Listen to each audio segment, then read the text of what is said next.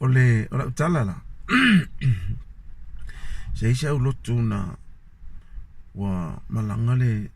faife au mono tu e ia tunu mau ai wa tofi le sunga la o tu o ngalwa fato a la unga la le o le ila samo mo ta penanga le o ile i fai ngofi na matua tu a to se la paseni la ile upole tu o le sawa tumu le kalesi o wale o wala auia ana woman ainga yo mai le lotu wale ofil fasa o le sa tu la ilo mana o ile pula ele me tu pula o kulasa kwa kele ma isuo wa kupu ilo le lima la ai lua fa me ma mafa o wi fa le kongu na kapenga o le leo makanga la ia makalo malau ole manatu au tu ole ne aso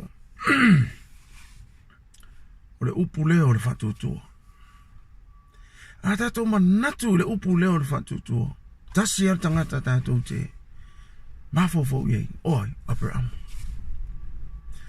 ole tamau le au fatu tu kwa ke ile uruku le leo mo limbo le o ko foi lungo mai ia ulo le kalesia ke era so ole fesil ai tu ilo le o le pulla ai man ko la lo ku ile lima le o sol mai su ole fesili okay ke ilo ulo ko ka ko ngona mai su le pulla fa bem ole fesili oh shit oh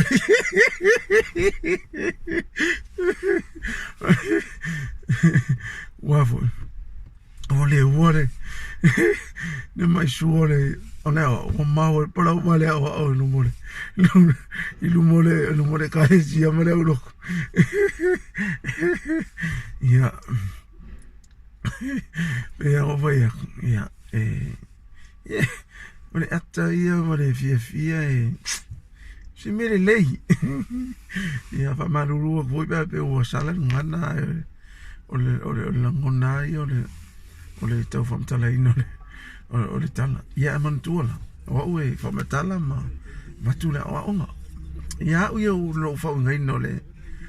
ole o netala ma nei el ta penanga ale o ile tu ole fa ile nganga ole mafau kasi mele misi ona so ifo manoloina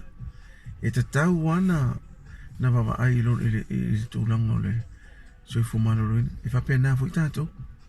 te lo te me e fa ngaro tanto malosi fa mafau ia mo tanto malosi ile loto te le faimea ale ia ile o se lo pasene le afo le malosi o le tino so ifo manoloina pe fa longo atu